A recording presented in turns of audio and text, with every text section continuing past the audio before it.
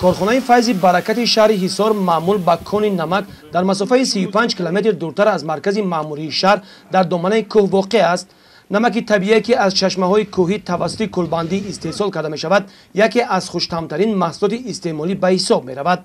کارخانه مذکور با دستگاه‌های ضروری تامین بوده، اساساً به استحصال نمک آشی مشغول می باشد.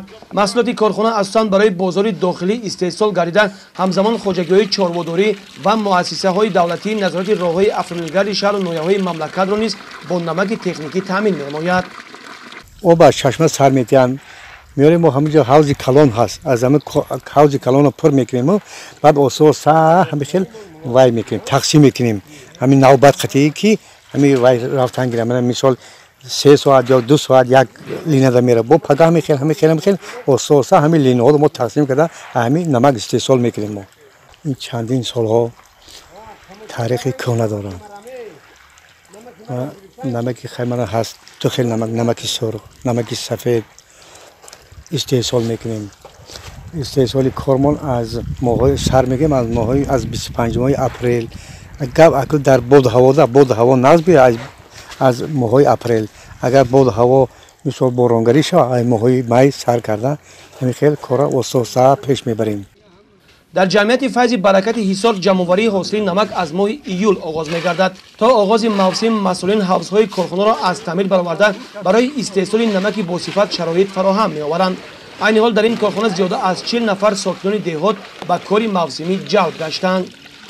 وقتی که ما او که در پلها سر دادیم، همین نگاه میکنیم مابین اگر گپ در بود هوا که اگر هوا گرم باشه، همین مابین 10 روز همین خیلی نمک ما جمع‌آوری میکنیم. اگر که با مثال اگر بود هوا که سالخنگی باشه، با دیرتر وای میشه، دیرتر جمع‌آوری میکنیم.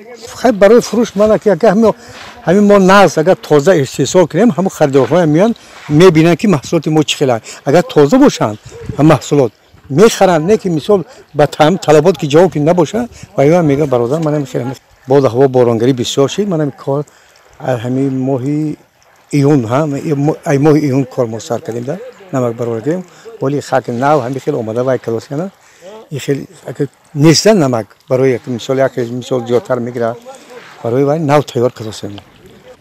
حجم استحصال محصولات از حرارت هوا وابسته است، یعنی حرارت هوا هر قدر بلند گردد بیشتر نمک استحصال می شود. امسال که درجه گرمی هوا نسبت سالهای قبلی به اندازه بلند گشته است، استحصالگران نیت دارند حجم محصولات خوش‌صفت را نسبت سال گذشته به مراتب زیاد نمایند.